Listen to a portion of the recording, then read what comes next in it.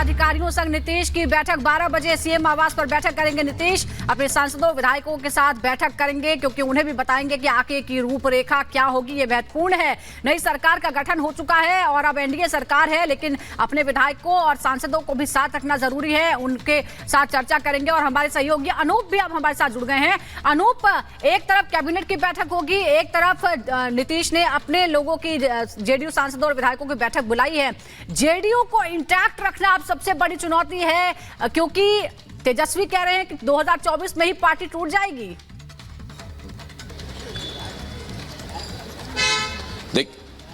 देखिए, बिल्कुल जाहिर तौर पर कल जिस तरह से तेजस्वी यादव ने आकर बयान दिया, जो स्ट्रैटेजी है आरजेडी की, आप समझिए इस बात को कि बहुत ज्यादा अब कुछ बचा नहीं है आरजेडी के पास में। तो अब जाहिर तौर पर 2024 की जो तैयारी है उसे लेकर कह रहे हैं तेजस्वी यादव, और थोड़ी गंभीरता भी दिखाई तेजस्वी यादव ने इस पूरे मामले पर।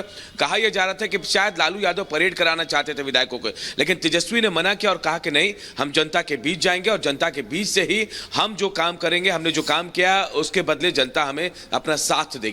स्ट्रैटेजी पल पल बदल रही है। देखिए, आज बेहद अहम है क्योंकि लालू परिवार की मुश्किलें भी थोड़ी बढ़ रही हैं। ईडी ने आज पूछताछ के लिए लालू यादव को बुलाया है। पहले दिल्ली तलब किया था, लेकिन आधिकारिक कार्यक्रमों में व्यस्तता की बात कही गई थी, पारिवारिक कार्यक्रमों में। इसके बाद ईडी ने उन्हें जोनल दफ्तर बुलाया पटना में। आज ये देखने वाली बात होगी कि एक तरफ सरकार हाथ से चली गई, सरकार से निकलकर बाहर आरजेडी आ गया, दूसरी तरफ मुसीबतें कम नहीं हो रही।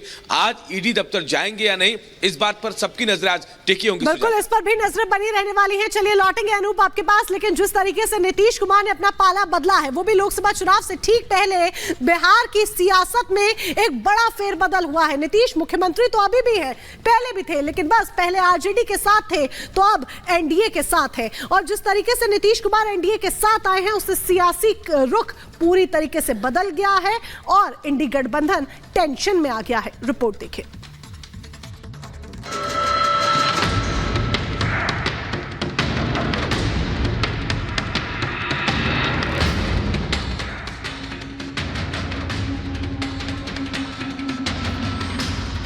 बिहार में जश्न, सियासत का तख्ता पलट। इंडी साफ, 24 में फिर मोदी सरकार। बिहार से शुरू हुई महागठबंधन की कवायद बिहार में ही खत्म हो गई, जिसने पूरे देश भर में जाकर विपक्षी दलों को मनाया। जब उन्होंने मन पलटा तो महागठबंधन का पूरा सूपड़ा साफ कर दी। इंडी को आकार देने वाले एनडीए को मजबूती देने में जुट गए, तो जाहिर है विपक्षी दलों को मिर्ची तो लगेगी ही। ये सूचना तो हमको बिहार के डिप्टी चीफ मिनिस्टर और लालू प्रसाद दोनों ने दिए थे और आज वो सच हुआ। ऐसे देश में तो बहुत से लोग हैं, आया राम गया राम, बहुत लोग। जिस प्रकार से उन्होंने पिछले 1-1.5 साल में सामूहिक विरोध भाजपा का करने की पहल की थी, उस पर कायम रहना चाहिए था। आखिर वो कैसा नेता जो रोज कहे कुछ और करे कुछ। नीतीश कुमार को इंडी गठबंधन में संयोजक बनाने पर आनाकानी होने लगी तो उन्होंने पलटी मार। नीतीश ने आरोप लगाया कि गठबंधन में सब कुछ ठीक नहीं था। अभी हम जो पहले गठबंधन को छोड़ के नए गठबंधन बनाए थे, और जो नया गठबंधन 1.5 महीना से बनाए थे, 1.5 साल से, तो यहाँ पर भी जो स्थिति इधर आकर के ठीक नहीं लगी है।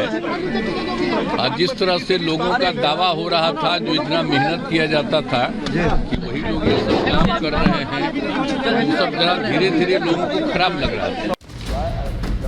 नीतीश की पलटी से आरजेडी की कुर्सी छीनी तो आरजेडी नेता बौखला गए और जेडीयू के खत्म होने की भविष्यवाणी करने लगे। उन्होंने नीतीश को थका हुआ नेता तक बता डाला। खेल शुरू हुई है, अभी खेल बाकी है और मैं जो कहता हूं वो करता हूं। और आप लिख के ले लीजिए, जनता दल यूनाइटेड जो पार्टी है 2024 में ही खत्म हो जाएगी। ये 17 महीने में जो काम हुआ है, ऐतिहासिक काम हुआ है, जो आज तक पूरे देश में नहीं हुआ है। और ये भाजपा और नीतीश जी की तो सरकार 17 साल भी रहे। हम लोगों ने तो इतना इनसे करवाया जिनका कोई विजन नहीं था, जो थक गए थे, थके हुए मुख्यमंत्री थे, उनको हम लोगों ने इतना काम करवाया। तेजस्वी के भाई और बिहार में वन मंत्री रहे तेज प्रताप यादव ने सोशल मीडिया एक्स पर पोस्ट कर नीतीश को गिरगिट रत्न देने की मांग कर डाली। तेज प्रताप ने लिखा, गिरगिट तो बस यूं ही बदनाम है, रंग बदलने की रफ्तार से तो पलटस कुमार को भी गिरगिट रत्न से सम्मानित करना चाहिए। तेज प्रताप के हमले पर बीजेपी विधायक शलभमणि त्रिपाठी ने पलटवार किया कि उन्होंने पोस्ट पर ही जवाब देते हुए लिखा, एक ही रात में वन मंत्री से पूर्व वन मंत्री होने का दर्द है। और जो कहते थे कि मर जाएंगे मिट जाएंगे बीजेपी में नहीं जाएंगे, तो उनको तो चुल्लू भर पानी में। अब उनसे पूछिए कि सम्राट चौधरी जी पगड़ी को जलाएंगे या अपने वादे को पूरा करेंगे, क्या करेंगे, हमको नहीं समझ में बात आ रही है। तो हम लोग ध्वस्त कर देंगे इस बार एनडीए को बिहार में, और देश में एनडीए से सरकार को विदा करने का काम करेंगे। नीतीश कुमार एनडीए के साथ क्या आए? एनडीए गठबंधन के साथ जुड़कर दिल्ली का सपना देख रहे दल बीजेपी पर हमलावर हो गए और बीजेपी को सबसे कमजोर पार्टी बताने लगे। हाल ही में उत्तर प्रदेश में कांग्रेस को 11 सीटों का लॉलीपॉप देने वाले अखिलेश ने पोस्ट कर लिखा, बीजेपी अपने जीवन काल में इतनी कमजोर कभी नहीं थी जितनी आज हो गई। आज विश्वासघात का नया कीर्तिमान बना, जनता इसका करारा जवाब देगी। कोई आप पर विश्वास न करे, एक व्यक्ति के रूप में किसी की इससे बड़ी हार और कुछ नहीं हो सकती।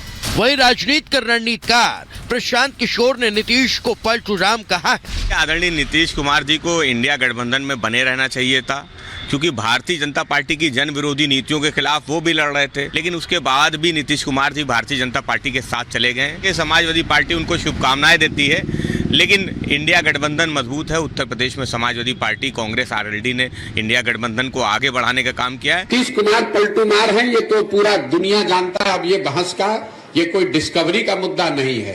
इस घटना ने ये दिखाया कि नीतीश कुमार ने अपने ही रंग में यहाँ के पूरी राजनीतिक व्यवस्था को रंग दिया है, जिसमें भाजपा और राजद दोनों ही उतने ही बड़े पलटूमार हैं जितने बड़े नीतीश कुमार हैं। सरकार के इस नए एक्सपेरिमेंट पर